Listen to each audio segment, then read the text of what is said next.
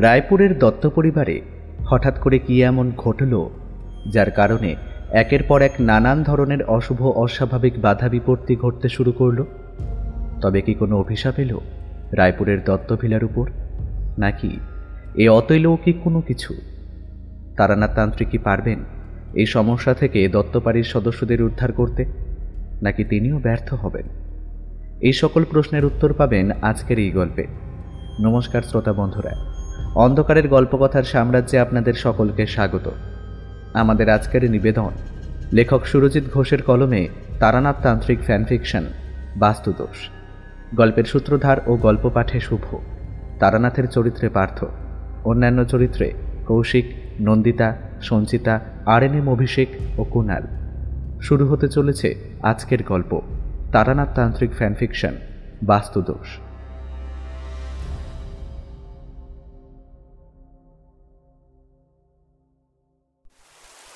সকাল থেকেই ঝমঝম করে মুষলধারে বৃষ্টিপাত শুরু হয়েছে। যদিও সময়টা আষাঢ় মাস, তাই বৃষ্টি হওয়াটা খুবই স্বাভাবিক ব্যাপার। একেই বোধহয় বলে ভরা বর্ষা। আষাঢ়ের ঘন কালো মেঘরাশি গোটা গগনবক্ষ ছেয়ে ফেলেছে। এমন বর্ষার দিনে বৃষ্টিপাতের আবহাওয়ায় কোনো কাজেই মন বসাতে পারি না সঠিকভাবে। এ আমার এক বড় বাজে বদ অভ্যেস। ফুটন্ত খিচুড়ির সুমধুর ঘ্রাণ আমি বুক ভরে টেনে নিলাম। খোলা জানলার পানে তাকাতেই দেখলাম বাইরের প্রকৃতি পুরোপুরি ঝাপসা হয়ে গেছে বৃষ্টির কারণে। যতদূর চোখ যায় ততদূর জনমানবহীন কেবলই একটানা বর্ষণ হয়ে চলেছে। কচি সবুজ নরম ঘাস থেকে শুরু করে বড় বড় মহিরুহের দল বৃষ্টির জলে যেন নিজেদের এক সম্পূর্ণ অন্য রূপে মেলে ধরেছে। গাছের পাতা থেকে যাবতীয় ধূলিকণা ধুয়ে মুছে পুরোপুরি সাফ হয়ে গেছে। আমি যখন খিচুড়ি রান্না করার কাজে অত্যন্ত ব্যস্ত, ঠিক এমন সময় বন্ধ দরজার অপর প্রান্ত হতে করাঘাতের শব্দ ভেসে এলো। এরপরেই আমার কর্ণগোচর হলো কিশোরীর গলার আওয়াজ। ভায়া, দরজাখানা খোলো, আমি কিশোরী, আমি এসেছি। কিশোরীর গলার আওয়াজ পাওয়া মাত্রই আমি আর এতটুকু সময় বৃথা অপচয় না করে তড়িঘড়ি দরজার আগলখানা খুলে দিলাম। দরজা খোলা মাত্রই আমি দেখলাম আমার সম্মুখে ভিজে ছাতা মাথায় দাঁড়িয়ে আছে কিশোরী। তার হাতে ধরা একখানা বেশ বড় আকারের ইলিশ মাছ। সে এবার আমার মুখের পানে তাকিয়ে কিছুটা হেসে বলল, আরে আর বলো না ভাই, আসার সময় মোড়ের মাথায় দেখলাম একজন লোক বেশ বড় বড় আকারের ইলিশ মাছ বিক্রি করছে। তা এবার তুমি বলো, এমন ভরা বর্ষাকালে বৃষ্টির দিনে যদি ইলিশ মাছ দেখার পরেও সঙ্গে করে একটা কিনে না আনি, তাহলে যে আমি মহাপাপী হব হে, আমার যে নরকেও ঠাঁই হবে না। কিশোরী বরাবরই এমন মজাদার গোছের মানুষ। তার কথা শুনে আমিও এবার কিছুটা হাসলাম। তারপর বললাম, এসো এসো ভাই, ঘরের ভেতরে ঢুকে এসো তো দেখি। একখানা শুকনো গামছা দিচ্ছি, ভালো করে হাত মুখ মাথাখানা মুছে নাও, না হলে তো আবার ঠান্ডা লেগে যাবে। সে তো এক অন্য বিপত্তি তখন। তুমি একেবারে সঠিক দিনে সঠিক সময়ে এসে উপস্থিত হয়েছো ভায়া। আমি খিচুড়ি রান্না করছি, আর তুমি তো সঙ্গে করে ইলিশ মাছ নিয়ে এসেছো দেখছি। খিচুড়ির সাথে গরম গরম ইলিশ মাছ ভাজা একেবারে জমে যাবে, কি বলো? আরে ভাই, শুধু জমে যাবে কি বলছো? বলো জমে একেবারে ক্ষীর হয়ে যাবে। কিশোরী আর আমি বেশ ভালোভাবেই দুপুরের মধ্যাহ্ন ভোজন সারলাম। গরম গরম উষ্ণ ধুমায়িত বাসমতি চালের খিচুড়ি আর সাথে বড় বড় ইলিশ মাছ ভাজা। আহা, সে এক অপূর্ব অতুলনীয় স্বাদ। খাওয়া দাওয়া শেষ করে একটু বিশ্রাম নেওয়ার পর কিশোরী বলল, বুঝলে ভাই, এভাবে এখন ঘরে বসে ফালতু বেকার সময় নষ্ট না করে একটিবার মঠ লেনে গেলে হয়। এমন বৃষ্টি বাদলার আবহাওয়ার মেঘলা দিনে তারানাথ তান্ত্রিকের মুখ থেকে ওইসব অদ্ভুত অলৌকিক হাড়হীন করা কাহিনী শুনতে নেহাত মন্দ লাগে না। সেসব কাহিনী শুনে যতই অবিশ্বাস্য বলে মনে হোক না কেন, শুনতে কিন্তু বেশ ভালোই লাগে। চলো চলো, আর বিলম্ব না করে দুখানি ছাতা মাথায় দিয়ে বেরিয়ে পড়ি ঠাকুরমশাই গৃহের উদ্দেশ্যে। সন্ধ্যার সময় গল্প শুনে না হয় আবার ফিরে আসা যাবে। এখন দুগ্গা দুগ্গা বলে এখন বেরিয়ে পড়ি, চলো। আরে ভাই, এটা তো তুমি দারুণ বলেছ। সত্যিই তো, ঠাকুর মশাইয়ের বাড়ি যাওয়ার বিষয়টা তো আমার মাথাতেই আসেনি। তাহলে আর দেরি কিসের? চলো চলো, এখনই বেরিয়ে পড়াই বরং ভালো। তবে যাওয়ার সময় 5 মাথার মোড় থেকে ঠাকুর মশাইয়ের জন্য একটা পাসিং শো সিগারেটের প্যাকেট কিনতে হবে কিন্তু মনে করে। তুমি তো জানোই যে ওই সিগারেট ছাড়া তিনি মোটেই গল্প বলতে পারেন না। তার গল্পের আসর যেন কিছুতেই জমে ওঠে না। তুমি এখানে একটু দাঁড়াও ভাই, আমি ঠাকুর মশাইয়ের জন্য এক প্যাকেট সিগারেট কিনে আনি। ছাতা মাথায় আমি দাঁড়িয়ে রইলাম রাস্তার মধ্যে। কিশোরী হনহনিয়ে এগিয়ে গেল 5 মাথার মোড়ের ছোট্ট গুমটির মতো দোকানটার দিকে। ঠাকুর মশাইয়ের জন্য তার পছন্দের সিগারেটখানা কিনতে মাত্র অল্প কিছুটা সময়ের মধ্যেই সিগারেট কিনে নিয়ে ফিরে এলো আমার কাছে। তারপর আমরা পুনরায় হাঁটা শুরু করলাম। হাঁটতে হাঁটতে পাঁচু গোপালদার মিষ্টির দোকানের সামনে এসে উপস্থিত হতেই আমি কিশোরীর উদ্দেশ্যে বললাম, ভাইয়া তুমি এখানে একটু দাঁড়াও, আমি বরং ঠাকুর মশাই আর চারি মায়ের জন্য কিছু মিষ্টি কিনে আনি। অনেকদিন হলো চারি মায়ের জন্য তেমন তো কিছু নিয়ে যাওয়াও হয় না। মেয়েটা তো এখন আর মুখ ফুটে বলতেও চায় না, কোনো কথাই আগের মতন তো আর বিশেষ কোনো আবদারও করে না। তাই বলে আমরা ওদের জন্য কিছু নিয়ে যাব না, সেটা তো আর হয় না। একেবারে হক কথা বলেছো ভাই, যথার্থ বলেছো তুমি। তুমি যাও মিষ্টান্ন কিনে আনো, আমি এখানেই বরং দাঁড়িয়ে অপেক্ষা করছি। মিষ্টি কিনে আনার পর আমি আর কিশোরী একসাথে ফের হাঁটাহাঁটি শুরু করলাম। মটলেনে তারানাথ তান্ত্রিকের বাড়ির সামনে এসে উপস্থিত হতে দেখলাম আজ অদ্ভুতভাবে সদরের দরজা খোলা। খুব সাবধানে জলকাদার মধ্য দিয়ে গৃহের অভ্যন্তরে প্রবেশ করে সদরের দরজাখানায় আগল তুলে দিলাম আমরা। তারপর ধীরে ধীরে দাওয়ার দিকে পা বাড়াতেই রোয়াকে রাখা তক্তপোষের উপর বসে তারানাথ তান্ত্রিক আমাদের দিকে তাকিয়ে উচ্চ কণ্ঠে হাসতে হাসতে রান্নাঘরের পানে মুখ করে বললেন, কই রে মা চারি, নে নে, তুই বলেছিলিস না যে কার কার জন্য 3 কাপ চা করতে বলছি তোকে? বাইরে বেরিয়ে এসে একবার দেখে যা আমি কতখানি ঠিক বলেছি আর কতখানি ভুল। 2 জন পরম প্রিয় অতিথি যে আমাদের বাড়িতে এসে উপস্থিত হয়েছে। কিছুক্ষণ আগেই চায়ের জন্য জল বসালি, আবার তোকে এক্ষুনি চায়ের জল নিতে হতো, সেই জন্যই তো আমি আগে ভাগেই একেবারে বলে দিলাম যে 3 কাপ চায়ের জল নে, তাহলেই হয়ে যাবে। হা হা হা হা হা। ঠাকুরমশাইয়ের এই সমস্ত কথার কিছু মাথা মুন্ডু বুঝতে না পেরে দাওয়ায় উঠে সোজা তক্তাপোষের উপর বসে তার দিকে কৌতূহলী দৃষ্টিতে তাকিয়ে জিজ্ঞাসা করলাম, কি ব্যাপার বলুন তো ঠাকুরমশাই, কি বিষয়ের কথা বলছেন আপনি? তারানাথ তান্ত্রিক আমাদের দিকে এক অদ্ভুত উজ্জ্বল দৃষ্টিতে তাকালেন। আমাদের মনে হলো তার চোখের মধ্যিখানে অবস্থিত মণি দুটির মধ্য থেকে যেন ঠিকরে বের হচ্ছে এক তীব্র উজ্জ্বল আলোর জ্যোতি। আরে আর বলো না, খানিকক্ষণ আগেই আমি চারিকে বললাম সদরের দরজাখানা খুলে রাখতে, আর আমার জন্য চা করছিল। তাই বললাম একেবারে চা যখন বসাচ্ছিস তখন বরং 3 কাপ চা কর। আমার কথায় মেয়েটা জিজ্ঞাসা করেছিল যে 3 কাপ চা কার কার জন্য। আমি তখন তোমাদের কথাই বলেছিলাম। ঠাকুরমশাইয়ের এই কথা শুনে কিশোরী হতভম্ব ভাব কাটিয়ে বলল, সে কি, তার মানে আপনি আগে থেকেই জানতেন যে আমরা দুজন আসবো আপনার বাড়ি? এটা কি করে সম্ভব? আরে সম্ভব সম্ভব, সব কিছু সম্ভব। ঠাকুরমশাইয়ের মুখের ওপর কিশোরী কিছু একটা বলতেই যাচ্ছিল, কিন্তু তার আগেই আমি তাকে হাত টিপে বাধা দিলাম, ফলে সে চুপ করল। কিশোরী যদি এখনও কোনো বেফাস কথা বলে ফেলে তাহলে এইসব ভণ্ডুল হয়ে যাবে। তারানাথ তান্ত্রিকের মেয়ে চারি আমাদের সামনে এসে তক্তাপোষের উপর নামিয়ে রেখে গেল 3 পেয়ালা চা। আমি মিষ্টান্নের ঠোঙাখানা তার দিকে বাড়িয়ে দিয়ে বললাম, এই নাও চারিমা, এই মিষ্টিগুলো তোমাদের জন্য নিয়ে এসেছি, তোমরা খেলে আমাদের খুব ভালো লাগবে। আমাদের হাতে মিষ্টি দেখে ঠাকুরমশাই বেশ ক্রোধিত কণ্ঠে বললেন, আহা আহা, হঠাৎ আবার আজ মিষ্টি কেন? আমার কিন্তু এইসব মোটেও পছন্দ নয়, এই তোমাদের বলে দিলাম। ঠাকুরমশাই, আপনি এত চটে যাচ্ছেন কেন? এতে এত চটে যাওয়ার মতো কি আছে? সামান্য কয়েকটা মিষ্টি তো এনেছি, এছাড়া তো আর অন্য কিছু নয়। চারিমা, আমি তো তোমাকে বলছি এগুলো তুমি নিয়ে যাও তো, তোমার বাবা মশাই কিচ্ছু মনে করবেন না, এগুলো তুমি নিয়ে ভেতরে যাও। বাবা মশাইয়ের দিকে একবার তাকিয়ে চারি আমার হাত থেকে মিষ্টান্নের ঠোঙাখানা নিয়ে সৌজন্যমূলক হাসি হেসে বলল, আচ্ছা বেশ, ঠিক আছে কাকাবাবু, দিন। কাকাবাবু, আপনাদের জন্য একটু মিষ্টি জল আনি তাহলে? না চারিমা, এখন আর মিষ্টি খেতে ইচ্ছে করছে না। চারি এবার মিষ্টির ঠোঙাখানা হাতে নিয়ে রন্ধনশালার দিকে চলে গেল। একখানা চায়ের পেয়ালা ঠাকুরমশাইকে দিয়ে একখানা নিলাম নিজে, আর একখানা কিশোরীকে দিলাম। চায়ের পেয়ালায় একটু সামান্য ফোঁ দিয়ে লম্বা চুমুক বসালো কিশোরী। তারপর পেয়ালাখানা নামিয়ে রেখে কোমরে গোজা পাসিংশ সিগারেটের প্যাকেটটা বের করে তা বাড়িয়ে দিল ঠাকুরমশাইয়ের দিকে। এই নিন ঠাকুরমশাই, এটা আপনার জন্য। নিজের পছন্দের সিগারেটখানা দেখে ঠাকুরমশাইয়ের মুখ আনন্দে প্রফুল্লতায় উজ্জ্বল হয়ে উঠল। তার ঠোঁটের ডগায় যে এক চিলতে সূক্ষ্ম হাসি গোধূলির আলোর মতন কয়েক সেকেন্ডের জন্য খেলা করল, তা বিশেষভাবে নজর কাড়ল আমাদের। বাহ, অনেকদিন বাদে আবার সেই সিগারেট মুখে দেবো। এ কথা বলেই তিনি তৎক্ষণাৎ সিগারেটের প্যাকেট খুলে একখানি সিগারেট বের করে তার ঠোঁটের ডগায় আলতোভাবে চেপে ধরলেন। তারপর দেশলাই কাঠি জ্বালাতে শুরু করলেন। দুখানি দেশলাই কাঠি নষ্ট হয়ে যাওয়ার পর তৃতীয়বারে ফস শব্দে জ্বলে উঠল দেশলাই। সিগারেটে অগ্নিসংযোগ করে মৃদুমন্দ টান দিতে শুরু করলেন তিনি।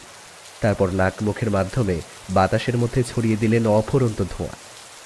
আমি আর কিশোরী মনোনিবেশ করলাম চা পানে।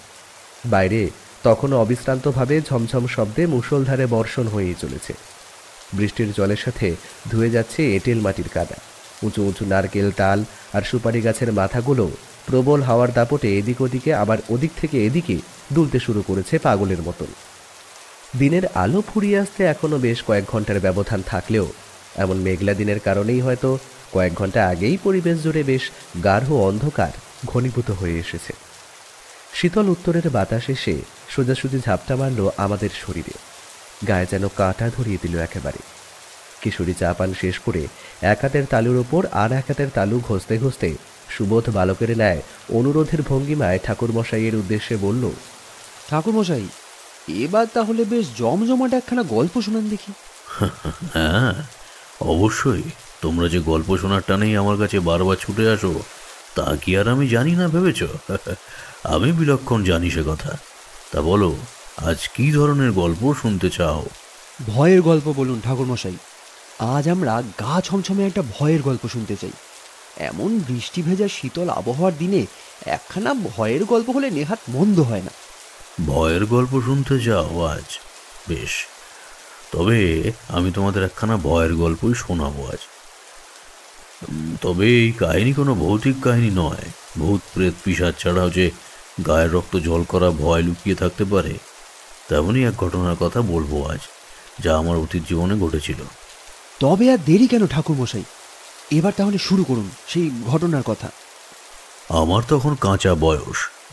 সেই সবেমাত্র মধুসুন্দরী দেবী এবং কাল ভৈরবের দর্শন আমি পেয়েছি। এদিক ওদিক ঘুরতে ঘুরতে একদিন দুপুরে আমি এক বটবৃক্ষের তলায় আশ্রয় নিলাম। সে গায়ের নাম যদিও এখন আর মনে নেই। ঝোলার মধ্যে থেকে কয়েকটা পাকা ফল আর কিছুটা চিড়ে গুড় দিয়েই তখনকার মতো খিদে নিবারণ করলাম আমি। আহার করে দু চোখের পাতা একটু এক করতে না করতেই আচমকা আমার ঘুমটা ভেঙে গেল। বাতাসের মধ্যে কেমন যেন একটা উগ্র ঝাঁঝালো গন্ধ টের পেলাম আমি। চোখের পাতা খুলে তাকাতেই দেখলাম সামনের মেঠো রাস্তাটা ধরে হাঁটতে হাঁটতে এগিয়ে যাচ্ছে এক মধ্যবয়সী যুবক। তবে সেটা মোটেও আশ্চর্যের বিষয় নয়। সবচেয়ে আশ্চর্যকর যে ঘটনাটা সেটা হলো ওই যুবকের পিছনের অংশ পুরোপুরিভাবে কালো হয়ে রয়েছে, যেন মনে হয় একটা ওই জমাট বাঁধা ভাসমান অন্ধকার তাকে অনুসরণ করে এগিয়ে চলেছে, তারই সাথে তার থেকে মাত্র সামান্য কিছুটা ব্যবধানে। এই লক্ষণ আমার হাড়ে হাড়ে চেনা। এর অর্থ হলো ওই যুবক নির্ঘাত কোনো মহা বিপদে পড়েছে অথবা পড়তে চলেছে খুব শীঘ্রই। সেই কারণেই আমি ওই যুবককে হাতের ইশারা করে কাছে ডাকলাম। এই যে, হ্যাঁ এই যে তোমাদেরকেই বলছি, একটিবার এদিকে শোনো তো। সেই যুবক এবার আমার কথা শুনে এগিয়ে এলো আমার দিকে। সে ধীরে ধীরে আমার সম্মুখে এসে বসল। আমি তাকে দেখে পরিষ্কার বুঝতে পারলাম যে সে বর্তমানে কোনো এক গভীর দুশ্চিন্তার মধ্যে রয়েছে। আমি তখনও তার পিছনে সেই জমাট বাঁধা অন্ধকারটা পরিষ্কারভাবে দেখতে পাচ্ছিলাম, যা তার বিপদ সংকেত দিচ্ছিল। কিন্তু আমি তো আর তাকে প্রথমেই বলতে পারলাম না যে আমি তোমার পেছনে একটা জমাট বাঁধা অন্ধকার দেখতে পাচ্ছি। তোমার নির্ঘাত কোনো না কোনো বিপদ ঘটেছে অথবা ঘটতে চলেছে। এইসব শুরুতেই বললে সে হয়তো আমায় তখনই পাগল সন্দেহ করত। পরিচয় পর্ব সেরে ফেললাম প্রাথমিকভাবে। আমি এবার বললাম, তা কি নাম হে তোমার? সেই যুবক এবার আমার দিকে তাকিয়ে গলার আড়ষ্টতাপ ঝেড়ে কাঁচুমাচু স্বরে উত্তর দিল, আগে আগে আমার নাম বিশ্বম্বর। এই গ্রামের পাশের গ্রাম রায়পুরে আমার বাড়ি। সেখানকার দত্ত পরিবারের ছোট ছেলে আমি। তবে আপনাকে তো এই তল্লাটে এর পূর্বে দেখেছি বলে তো মনে পড়ছে না। আপনি কি এখানে নতুন? একেবারে যথার্থ বলেছো তুমি বাবা, সঠিক আন্দাজ করেছো। আমার নাম তারানাথ চক্রবর্তী, তবে পঞ্চজনে আমায় তারানাথ তান্ত্রিক নামেই ডাকে। সামান্য কিছু তন্ত্রমন্ত্র জানি, আর জানা আছে কিছু অল্প স্বল্প টুকিটাকি জ্যোতিষবিদ্যা।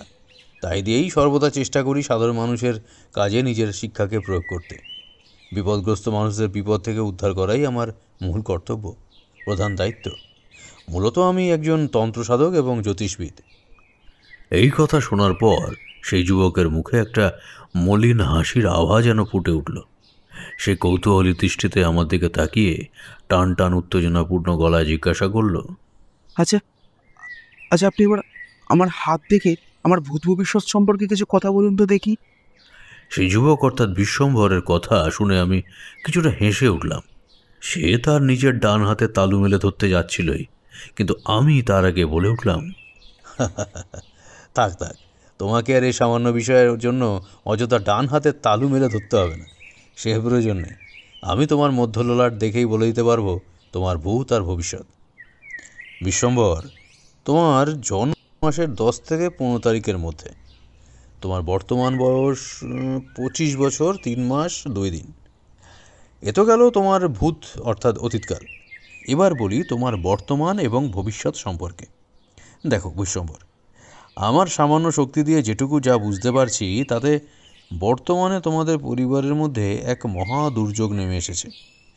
নানান ধরনের বাধা বিপত্তি ঘটছে প্রতি পদে পদে, কোনো কাজ সঠিকভাবে সফল হচ্ছে না। পরিবারের বিভিন্ন মানুষদের মধ্যে সবসময় ঝগড়া বিবাদ কলহ কোনো না কোনো কিছু লেগেই আছে। খেতে বসেও শান্তি নেই, কারণ অধিকাংশ দিনই ভাত কিংবা তরকারি পুড়ে যাচ্ছে, সুতরাং সেই রান্না মুখে তোলা যাচ্ছে না। এবার বলি তোমার ভবিষ্যৎ সম্পর্কে 2-4টি কথা। ভবিষ্যতে তুমি একাধিক আপনজন হারাতে চলেছ। যদি সঠিক কোনো ব্যবস্থা বা পন্থা এখনই অবলম্বন না করো, তাহলে ভবিষ্যতে তোমার পরিবারের অনেক সদস্যকেই তুমি হারিয়ে ফেলবে। আমার মুখ থেকে এই সমস্ত বিবরণ শুনে বিশ্বম্ভর যেন বেশ কিছুটা সময়ের জন্য পুরোপুরিভাবে বাকশক্তি হারিয়ে বোবা হয়ে গেল। কেবলমাত্র ফ্যাল ফ্যাল করে তাকিয়ে রইল সে আমার দিকে। আমি যে এত কিছু এরকম গলগল করে বলে দিতে পারবো, এইটা তার ধারণার পুরোপুরি বাইরে ছিল। সে হতভম্ব ভাব কাটিয়ে উঠতেই সবার প্রথমে আমার পা দুখানি জড়িয়ে ধরে মাথা নত করে নিষ্পাপ শিশুর মতো কাঁদতে কাঁদতে বলল, ঠাকুরমশাই, আপনি আপনি রক্ষা করুন আমাদের। এই ঘোর সংকটের হাত থেকে আমাদের মুক্তির পথ দেখান। আমার মন বলছে কেবলমাত্র আপনিই এখন আমাদের একমাত্র ভরসা। আপনি যা যা বলেছেন তার প্রতিটা কথাই দিনের আলোর মতন ধ্রুব সত্য, কোনো এক বর্ণ মিথ্যা বা ভুল নয়। কি আর বলবো ঠাকুরমশাই, আমাদের পরিবার যৌথ পরিবার, বিশাল বড় বনেদি পরিবার। রায়পুরের 8 বছরের বাচ্চা থেকে 80 বছরের বৃদ্ধ সকলেই দত্ত পরিবারকে সম্মান করে চলে। দত্তবাড়ির প্রশংসা, দত্তবাড়ির নাম সুখ্যাতি ঘুরে বেড়ায় মানুষের মুখে মুখে। জানি না আমাদের সোনার সংসারে কার কোন কুনজর লাগলো। 10-12 দিন হলো আমরা লক্ষ্য করছি যে আমাদের বাড়িতে একাধিক নানান অতিলৌকিক ঘটনা ঘটতে শুরু করেছে, যেই সবের কোনো ব্যাখ্যা দেওয়া যায় না বাস্তবে। প্রথম দিকটায় আমরা বাড়ির পুরুষেরা এসব কথা বিশ্বাস না করলেও যত দিন গেল ততই আমাদের মনেও জেঁকে বসলো অজানা একটা গা শিরশিরে ভয়। আমাদের গোশালায় বহু বছর ধরে একাধিক গরু মহিষ পালিত হয়ে আসছে, কিন্তু 3-7 আগে হঠাৎ একদিন রাতে বিনা কারণে ধড়ফড় করে সবকটা গরু মহিষ একসাথে মারা গেল। সে এক ভয়ানক দৃশ্য। একদিন রাতের বেলায় আমি খাওয়া দাওয়া সেরে নিজের ঘরে এসেছি শোবার জন্য। হঠাৎ পিপাসা পাওয়ার জন্য পানপাত্রের ঢাকনাখানা নামিয়ে রেখে কাঁসার গ্লাসটা আমি হাতে তুলে নিতেই তা ফসকে মেঝেতে পড়ে গেল। এরপর শ্বেত পাথরের সাদা ঝকঝকে মেঝের দিকে তাকাতেই আমি যা দেখলাম তাতে আমার বুকের রক্ত যেন ছলকে উঠল। আমি দেখলাম জল কোথায়, এই যে টলটলে তাজা লাল রক্ত। সেদিন আর সারা 2 চোখের পাতা কিছুতেই এক করতে পারলাম না। এরকমই নানা ধরনের অস্বাভাবিক ঘটনা একের পর এক ঘটতেই থাকছে আমাদের বাড়ির নানান মানুষের সাথে। চিন্তায় চিন্তায় আমাদের রাতের ঘুম উড়ে গেছে। খেয়ে শান্তি নেই, শুয়ে শান্তি নেই, কোনো কাজেও মন বসাতে পারছি না সঠিকভাবে। আমি বেশ বুঝতে পারছি আমাদের এই সংকটের হাত থেকে যদি কেউ উদ্ধার করতে পারেন, তাহলে সেটা একমাত্র আপনিই ঠাকুরমশাই।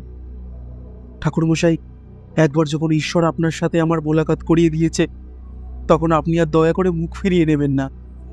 আমার সাথে আমার গ্রাম রায়পুরে আপনি চলুন। সেখানে আমার বাড়িতে ঘটা নানান অঘটন খতিয়ে দেখবেন। চলুন, এর কোনো একটা বিহিত আপনাকে করতেই হবে। একটানা এতদূর গল্প বলার পর ঠাকুরমশাই এবার অল্প কিছুটা সময়ের জন্য একটু থামলেন। আমি আর কিশোরী একে অপরের দিকে দৃষ্টি বিনিময় করলাম। বাইরের প্রকৃতি জুড়ে তখনও মুষলধারে বৃষ্টি হয়েই চলেছে এক নাগারে। মাঝে মধ্যে কালো আকাশের বুকে ক্ষণে ক্ষণে খেলে যাচ্ছে বিদ্যুতের লকলকে তলোয়ারি। পাসিং শো সিগারেটের প্যাকেট খুলে ঠাকুরমশাই আবারও একটি সিগারেট বের করে তাতে আগুন ধরিয়ে টান দিতে লাগলেন। কিশোরী এবার প্রশ্ন করল, তারপর তারপর ঠাকুরমশাই, আপনি কি তাহলে সেই যুবকের সাথে গেলেন তাদের গ্রাম রায়পুরে? ও কি কথা কিশোরী, তা যাব না। আমার কাজই যে বিপদগ্রস্ত মানুষদের বিপদ থেকে উদ্ধার করা। কোনো মানুষ বিপদে রয়েছে এ কথা জানার পরেও আমি যদি তাদের সাহায্য না করি, তাহলে যে আমার শক্তি ক্রমশ হ্রাস পাবে। তাছাড়া আমি যে নিজের কাছে নিজেই ছোট হয়ে যাব।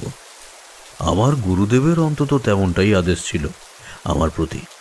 বিশ্বম্ভরের সাথে আমি এবার হাঁটতে হাঁটতে সেই বটবৃক্ষর তলা পরিত্যাগ করে তাদের গ্রাম রায়পুরের দিকে এগিয়ে গেলাম। রায়পুরে পৌঁছানো মাত্রই কিছুটা সময় পরে এসে উপস্থিত হলাম বিশাল দত্ত ভিলার সামনে।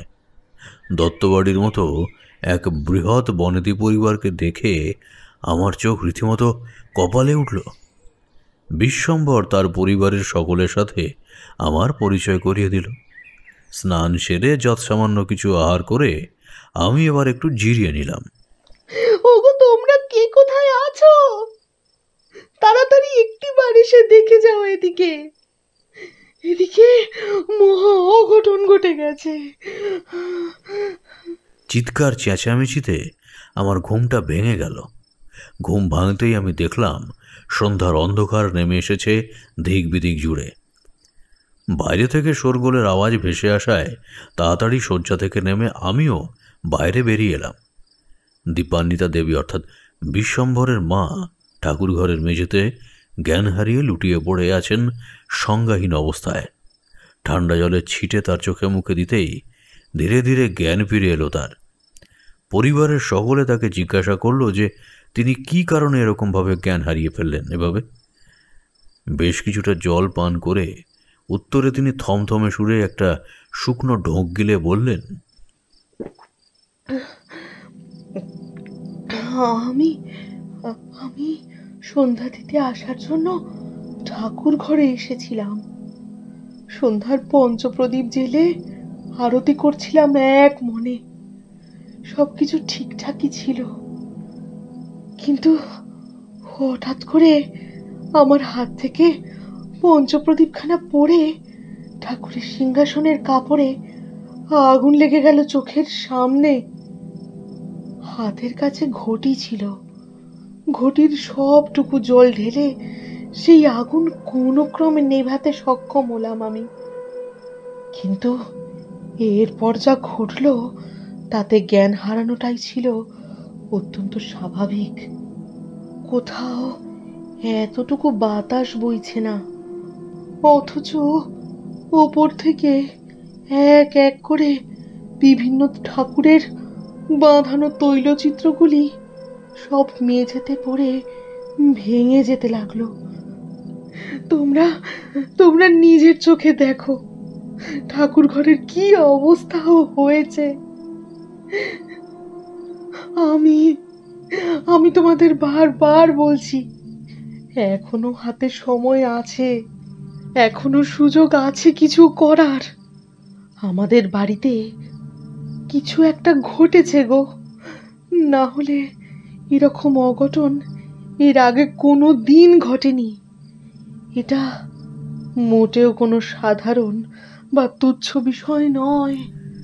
দীপান্বিতা দেবীর কথায় আমি এবার খেয়াল করে দেখলাম ঠাকুর ঘরের অবস্থা সত্যিই বড় শোচনীয়। বড় বড় তৈলচিত্র ভাঙা অবস্থায় পড়ে রয়েছে মেঝেতে। চারিদিকে ছড়িয়ে ছিটিয়ে আছে ফুলের মালা আর পঞ্চপ্রদীপের তেল। আমি বিশ্বম্ভরের উদ্দেশ্যে বললাম, বিশ্বম্ভর, যাও, তুমি তোমার মাকে ধরে ধরে তার নিজের ঘরে নিয়ে যাও। তার এখন বিশ্রামের একান্ত প্রয়োজন। হ্যাঁ ঠাকুরমশাই, আপনি ঠিকই বলেছেন। মা চলো, আমি তোমাকে তোমার ঘরে শুইয়ে দিয়ে আসি। আস্তে আস্তে আমাকে ধরে ওঠো দেখি। ঠাকুর ঘর থেকে এরপর একে একে সকলে যে যার কক্ষে চলে গেল। ঠাকুর ঘর কিছুটা পরিষ্কার পরিচ্ছন্ন করে আমিও এলাম আমার জন্য নির্ধারিত সেই কক্ষে। তবে আমার মনের মধ্যে কিন্তু হাজারো প্রশ্নের ঝড় উঠতে শুরু করলো। এমন সন্ধ্যাবেলায় এই বাড়িতে যে ঘটনা আজ ঘটল তা কোনো সামান্য বা তুচ্ছ ঘটনা নয়। শুভ অশুভ লক্ষণ চেনার ক্ষেত্রে যাদের একবার হাতে ঘড়ি হয়েছে তারা অতি সহজেই বলে দেবে যে এই ঘটনা এক মহা অশুভ অমঙ্গল সূচক ইঙ্গিত দিচ্ছে। তবে আমার মনের মধ্যে সেই বিপদ ঘণ্টাটা কিন্তু বেজে উঠল তীব্রভাবে, যা দেখে আমি বুঝলাম শুধুমাত্র এই ঘটনাই নয়, আজ রাতেও ঘটতে চলেছে কোনো একটা ভয়ানক ঘটনা। রাতে খাওয়া দাওয়া শেষ হওয়ার পর আমি বিশ্বম্ভরকে একবার আমার কক্ষে একাকী আসতে বললাম। আসবো ঠাকুরমশাই? আরে বিশ্বম্ভর যে, এসো এসো, দোরগোড়ায় কেন? এসো, ভেতরে এসো, ঢুকে এসো। ঠাকুরমশাই বলুন, কি কথা রয়েছে আমার সাথে? আপনাকে দেখে যথেষ্ট চিন্তাগ্রস্ত মনে হচ্ছে। বলুন, কি হয়েছে? আপনি কি কিছু জানতে পেরেছেন? আরে তুমি আগে ওই আরামকেদারের উপর বসো দেখি, তারপর আমি সব কথা বলছি। বিশ্বম্ভর আমার মুখোমুখি রাখা আরামকেদারের উপর বসতেই আমি তার দিকে তাকিয়ে বেশ গাম্ভীর্যপূর্ণ স্বরে বললাম, দেখো, আমার মনে হচ্ছে আজ রাতে কোনো একটা অশুভ কিছু ঘটতে চলেছে। তাই তুমি আজ কোনো অবস্থাতেই ঘরের বাইরে বের হবে না, এবং তোমাদের পরিবারের সকলকে জানিয়ে দেবে যে তারাও যেন আজ রাতে বাড়ির বাইরে বের না হয়। একটু সাবধানে থাকবে, কেমন? আর একটু চোখ কান খোলা রাখবে। তারপর আমি দেখছি কাল সকালে কতটা কি করা যায়। আচ্ছা বেশ ঠাকুরমশাই, আপনি যেমনটা বলছেন ঠিক তেমনটাই হবে। আপনাকে অসংখ্য ধন্যবাদ এই বিপদের দিনে এভাবে আমাদের পাশে থাকার জন্য। আচ্ছা ঠাকুর মশাই, সত্যিই কি সেদিন রাতে অশুভ কোনো কিছু ঘটল? সেই কথাই বলছি, মন দিয়ে শোনো তবে। সময়টা প্রায় মাঝরাতের কাছাকাছি। ঠিক এমন সময় আমার ঘুমটা ভেঙে গেল, আর আমি শতভাগ নিশ্চিত যে শুধুমাত্র আমারই নয়, দত্তভিলার ছোট থেকে বড় প্রায় সকলেরই ঘুম ততক্ষণে ভেঙে গেছে পুরোপুরিভাবে। ঘুম ভাঙার কারণটা যদিও ছিল খুবই অপ্রাকৃতিক, অমন মাঝরাতে অসংখ্য কাকের ডাক ভেসে আসছে বাইরে থেকে। তবে এক আধটা পাখির ডাক নয়, শত শত কিংবা হাজার হাজার কাক একসাথে কর্কশভাবে ডাকলে যেমনটা শোনা যায় ঠিক সেরকম। ভয়ে আমার বুকটা কেঁপে উঠল থরথর করে। এই এমন মধ্যরাতে এত কাক হঠাৎ করে এখানে এলো কোথা থেকে? ধীরে ধীরে বিছানা থেকে নিচে নেমে এলাম আমি। দরজার আগল খুলে বেরিয়ে এলাম বাইরে।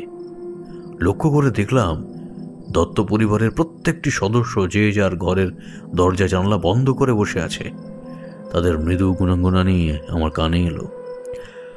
আসলে সবার ঘুম ভেঙে গেলেও কেউই আমার আদেশ অমান্য করে দরজা খুলে ঘরের বাইরে বেরিয়ে এসে বিষয়খানা খতিয়ে দেখার চেষ্টা করেনি। একটা লণ্ঠন হাতে নিয়ে আমি ধীরে ধীরে এগিয়ে গেলাম সদর দরজার দিকে। তারপর দরজা খুলে ধীর গতিতে বেরিয়ে এলাম সোজা বাইরের দিকে। আর এরপর আমি যা দেখলাম তাতে আমার পায়ের তলার মাটি যেন দুলে উঠল ভূমিকম্পের ন্যায়। কেন ঠাকুরমশাই, দত্ত ভিলার বাইরে বেরিয়ে এসে কি এমন দৃশ্য দেখলেন আপনি যার কারণে আপনার পায়ের তলার মাটি অবধি দুলে উঠল? দত্ত ভিলার বাইরে একটা মরা পাকুড় গাছ ছিল। গাছটা আকারে বিশাল বড়। আমি দেখলাম সেই গাছের ডালে অন্ধকারের মধ্যে গা মিশিয়ে বসে আছে শত শত কালো কুচকুচে বিশাল বড় বড় দাঁড় কাক। আর যে বিষয়টা সবচেয়ে ভীতিপ্রদ তা হলো প্রত্যেকটি পাখির টকটকে লাল চোখ, এবং ওই লাল চোখের দৃষ্টিগুলো যেন পুরোপুরি আমার দিকেই নিবদ্ধ। আমি আর ওইখানে ওভাবে বেশিক্ষণ দাঁড়িয়ে থাকতে পারলাম না। আমার হাত থেকে পড়ে গেল লণ্ঠনখানা। বাইরের গাঢ় কুৎসিত জমাট বাঁধা অন্ধকার যেন ধীরে ধীরে গ্রাস করল সমস্ত কিছু। আমিও যেন চাপা পড়ে গেলাম সেই অতল অন্ধকারে। আচ্ছা ঠাকুরমশাই, আপনি কি মনে করছেন কেন আমাদের বাড়িতে হঠাৎ করে এই নানান ধরনের উপদ্রব শুরু হলো? এর কারণ কি? এর পেছনে কি রহস্যই বা লুকিয়ে আছে? যদি কোনো কিছু জেনে থাকেন তাহলে দয়া করে তা গোপন করবেন না, সবটা খোলসা করে বলুন। দেখো বিশ্বম্ভর, তোমাদের কাছ থেকে কোনো কিছু গোপন করার কোনো প্রয়োজনীয়তা নেই আমার। বিশ্বম্ভর, যতটুকু যা বুঝতে পারছি তাতে তোমাদের এই দত্তভিলা এক অত্যন্ত ক্ষতিকর বস্তুদোষ পেয়েছে, যার জন্য এই সকল ঘটনা ঘটছে। কি বলছেন ঠাকুরমশাই? বাস্তুদোষ? এর থেকে বাঁচার উপায় কি? মাত্র 2 দিন পরেই অমাবস্যা তিথি, আর সেই অমাবস্যার দিনেই আমি এক বিশেষ যজ্ঞ করব বাস্তুদোষ কাটাতে। তবে এই 2 দিন যাতে তোমাদের কোনোরূপ ক্ষতি না হয় সেই কারণে আমি তোমাদের সকলকে এই তাবিজগুলো দিলাম ধারণ করতে। একটি তাবিজ তুমি নিজে লাল সুতোর সাথে ধারণ করো, আর এইগুলো তোমার বাড়ির অন্য সদস্যদের দিয়ে দাও, তারাও যেন ধারণ করে সেদিকে নজর রেখো। এতে তোমাদের বাড়িতে নানান অস্বাভাবিক অপ্রাকৃতিক ঘটনা ঘটলেও তোমাদের কোনোরূপ ক্ষতি হবে না, এটুকু আমি জোর গলায় বলতে পারি। ঠাকুরমশাই, আপনাকে অসংখ্য ধন্যবাদ। আপনি আমাদের জন্য যা করেছেন তার জন্য আমি সহ আমার গোটা পরিবারের মানুষ আপনার কাছে চিরকৃতজ্ঞ হয়ে থাকবে। আরে বিশ্বম্ভর, এতে ধন্যবাদ জানানোর কিছু নেই। আমি যা যা করছি সবই আমার কর্তব্য। তুমিও যাও, অযথা দেরি করো না। তোমাকে যা যা করতে বললাম তাড়াতাড়ি তা করো। কারো কোনো বিপদ ঘটে যাওয়ার পূর্বে এই তাবিজগুলো ধারণ করাটা অত্যন্ত জরুরি। সকলকে বলো ভক্তির সাথে এগুলো যেন তারা দ্রুত ধারণ করে। দুপুরবেলায় মধ্যাহ্ন ভোজন খেতে বসলাম বেশ জুত করে দত্তভিলা সকল পুরুষদের সাথে।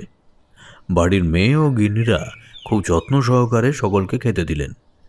বিশ্বম্ভরের মা অর্থাৎ দীপান্বিতা দেবী কাঁসার থালায় গোল করে কাটা কলা পাতার উপর বেশ লম্বা লম্বা চালের অনেকটা পরিমাণ ভাত দিয়ে তার উপর ঢেলে দিলেন মাছের মাথা দিয়ে তৈরি করা ঘন মুগের ডাল, তার সাথে কাতলা মাছের কালিয়া, আলু পোস্ত, পটল কষা, সে আরও কত কি। মুগের ডাল দিয়ে ভাত মেখে প্রথম গ্রাস আমি মুখে তুলতেই যাব, ঠিক এমন সময় মুখের কাছে ডাল মাখা ভাত তুলতেই একটা বিশ্রী কটু গন্ধ আমার নাকে এলো, যার ফলে গাটা গুলিয়ে গেল আমার সামনে বসে থাকা বিশ্বম্ভরের পিতা দেবনারায়ণ মহাশয় মুখের ভাত থু থু করে ফেলে গিন্নির দিকে তাকিয়ে বেশ ঝাঁঝিয়ে বললেন,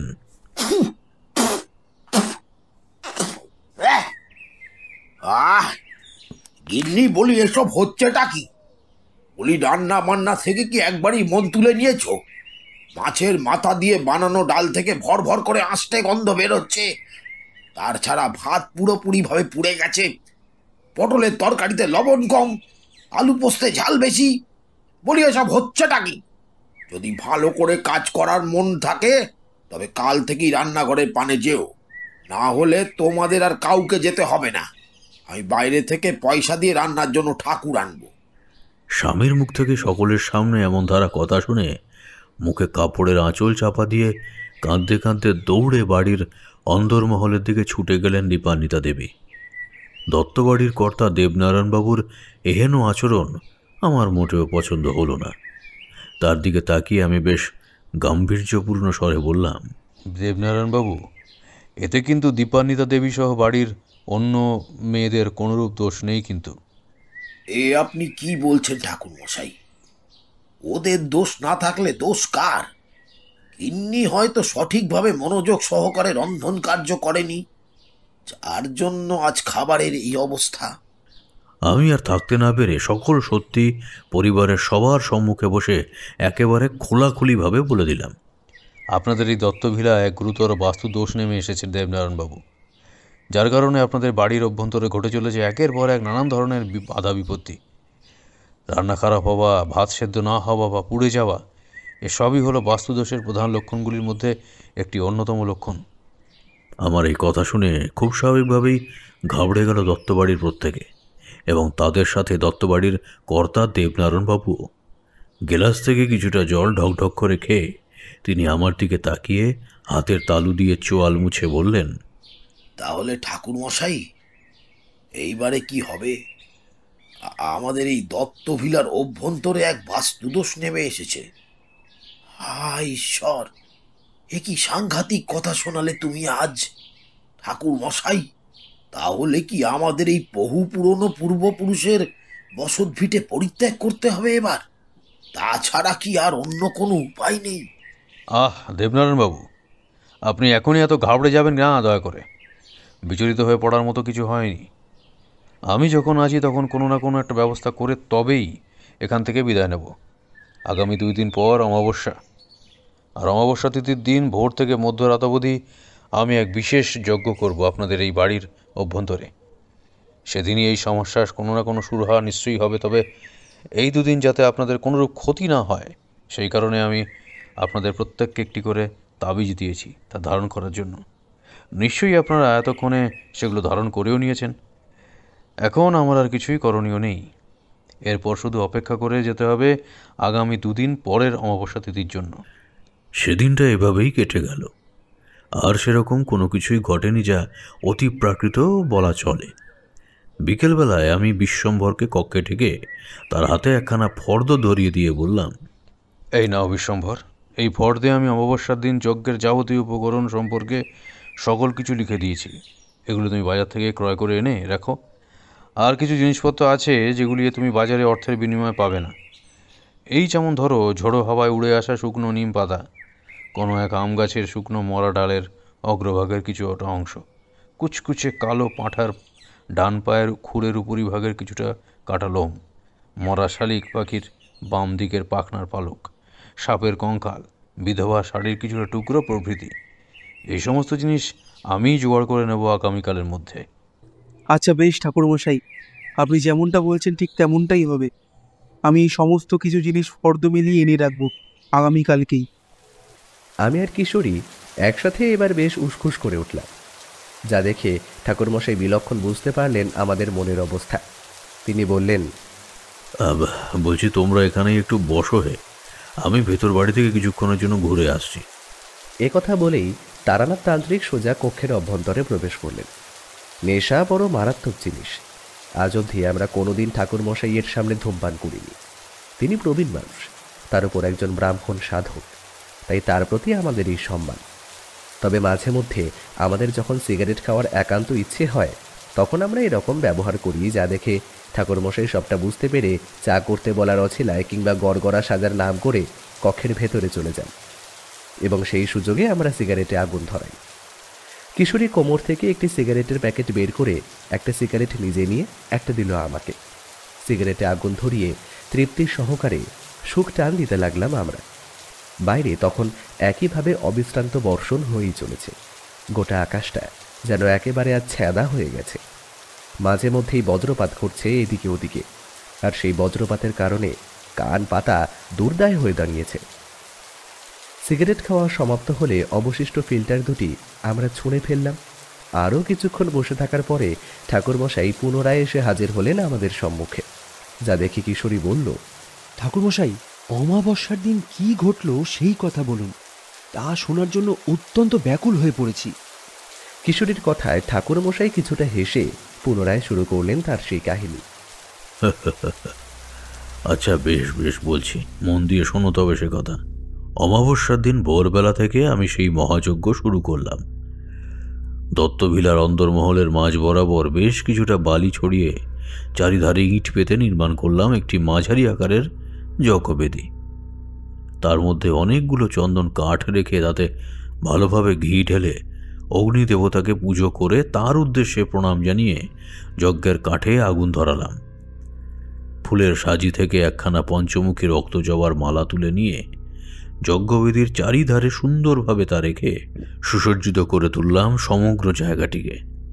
সরিষার তেল দিয়ে ভালোভাবে সিঁদুর লেপে এরপর সেখানে একখানি স্বস্তিক চিহ্ন অঙ্কন করে তারপর পঞ্চদেবতার উদ্দেশ্যে মন্ত্র পাঠ শুরু করলাম। একে একে দত্তবাড়ির প্রত্যেকে উপস্থিত হলো সেখানে।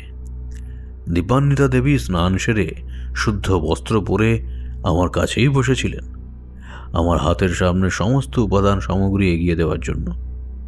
এক টুকরো ডুমুরের কাঠ পাটকাঠির সাথে আহুতি দিলাম। অগ্নির সাথে সাথেই ফটফট শব্দটা ফেটে পুড়তে লাগলো। এবার আমি বেশ কিছুটা ধুলো হাতে তুলে তা ছুঁড়ে মারলাম আগুনে। ধুনোর পবিত্র সুগন্ধে ভরে উঠল সমস্ত বাড়ি। সব কিছু প্রায় ঠিকঠাকই চলছিল। আচমকা এমন সময় পুনরায় ঘটল সেই ভয়ানক ঘটনা। ধুনোর মন শান্ত করা পবিত্র গন্ধ যেন চাপা পড়ে গেল এক বিশ্রী কটু গণ্ঠের তীব্রতার কাছে। একটা ঝাঁঝালো আঁশটে বিটকেল গন্ধে ভরে গেল গোটা দত্তভিলার অভ্যন্তর। সকলে যে যার নাকে হাত চাপা দিল। বাইরের ওই মরা গাছটার ডালে কোথা থেকে যেন শত শত দাঁড়কাক এসে একসাথে সমবেত সুরে কর্কশভাবে চিৎকার করতে শুরু করলো, যা দেখে সকলের মনের মধ্যে সেই পুরনো ভয়টা ফের ডানা মেলে যেন দ্রুততার সাথে বিস্তার লাভ করল।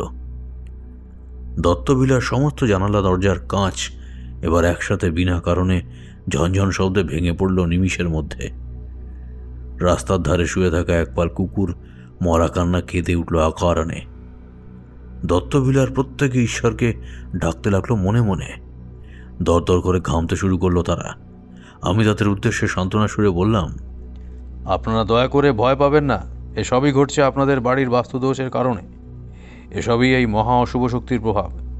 যে যেখানে দাঁড়িয়ে আছেন সেখানেই দাঁড়িয়ে থাকুন। এর মধ্যে আরও নানা ধরনের এরকম বাধা বিপত্তি আসতেই থাকবে আমার এই যজ্ঞকে ব্যর্থ করার জন্য। কিন্তু আমিও তারানাথ চক্রবর্তী তথা তারানাথ তান্ত্রিক, আমি কথা দিচ্ছি আপনাদের এই যজ্ঞ সফল করে তবেই শান্তির নিঃশ্বাস নেব আমি। এবার আমি মা তারার পুজো আরম্ভ করলাম। রক্ত জবার মালা মায়ের উদ্দেশ্যে নিবেদন করে ভালো করে চন্দন বেটে আমি যজ্ঞকুণ্ডে আরেকটি স্বস্তিক চিহ্ন আঁকলাম। তারপর শুরু করলাম বীজ মন্ত্র পাঠ।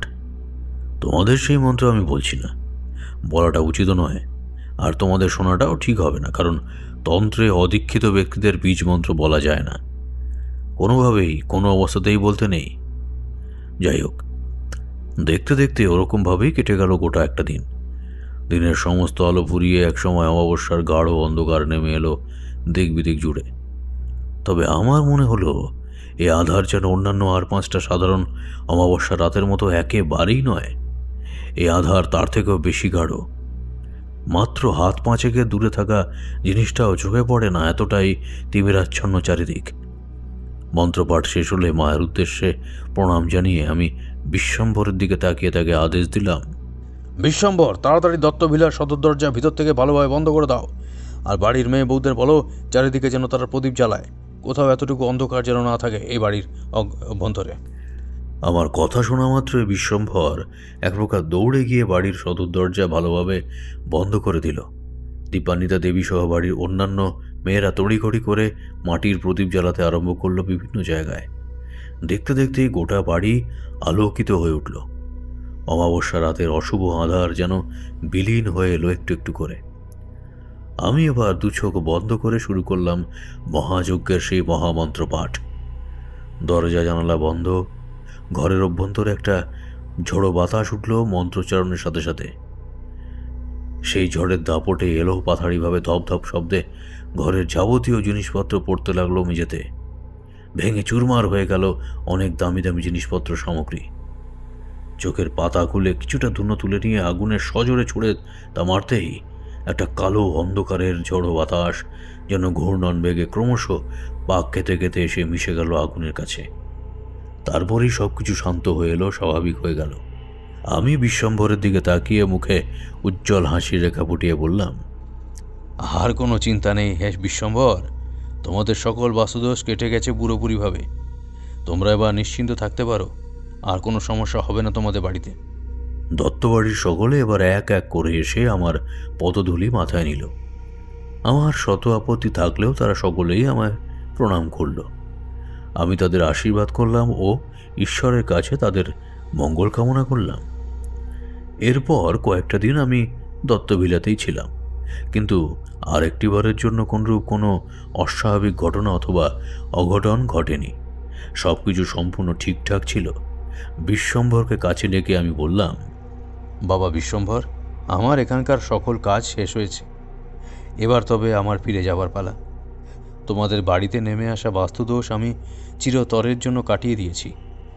তোমাদের বাড়িতে আর কোনো বাধা বিপত্তি ঘটবে না, সে বিষয়ে তোমরা নিশ্চিন্তে থাকতে পারো।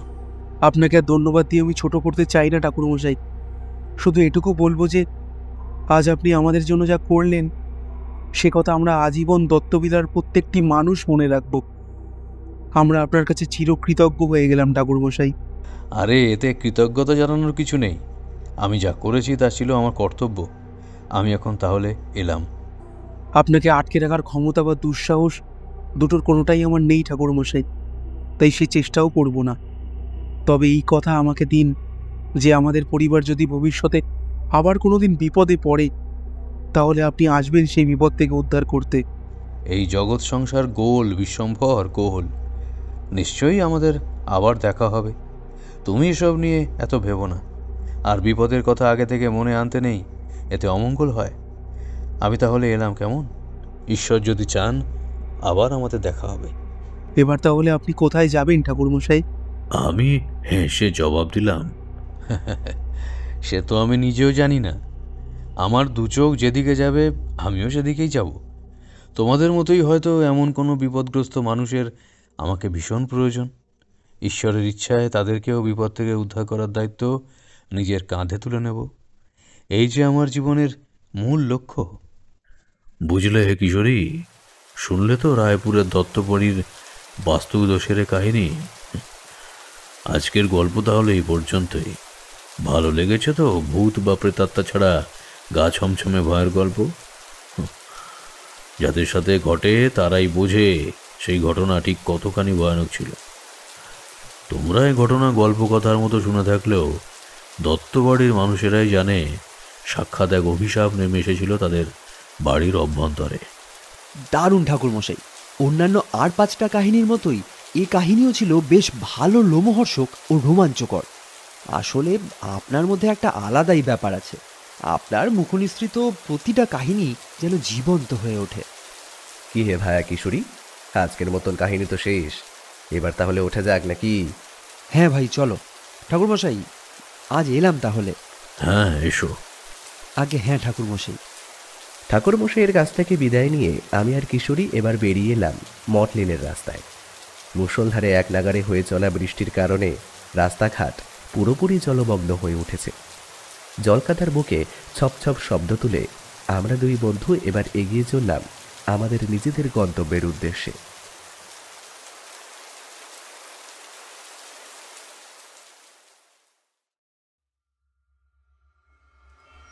শুনছিলেন লেখক সুরজিৎ ঘোষের কলমে তারানাথ তান্ত্রিক ফ্যানফিকশন বাস্তুদোষ। সম্পাদনা, ডিরেকশন এবং ভিডিওর ভিজুয়াল এফেক্টসে প্রায়ণ গোস্বামী। শব্দ পরিকল্পনা, মিশ্রণ এবং আবহ সৃষ্টিতে সাউন্ডস্কেপ। পোস্টার ডিজাইনে কৃষ্ণেন্দু মণ্ডল। কেমন লাগলো আজকের গল্পটি? ভালো লাগলে অবশ্যই আমাদের সাবস্ক্রাইব করে আমাদের সাথে থাকুন এবং লাইক ও কমেন্টের মাধ্যমে আপনার মতামত জানান। এরকম গল্প যদি আরও শুনতে চান তাহলে প্লিজ আপনাদের কমেন্টের মাধ্যমে জানান। দেখা হবে নতুন কোনো গল্পে। ততক্ষণের জন্য শুভরাত্রি। ভালো থাকবেন এবং সকলকে ভালো রাখবেন।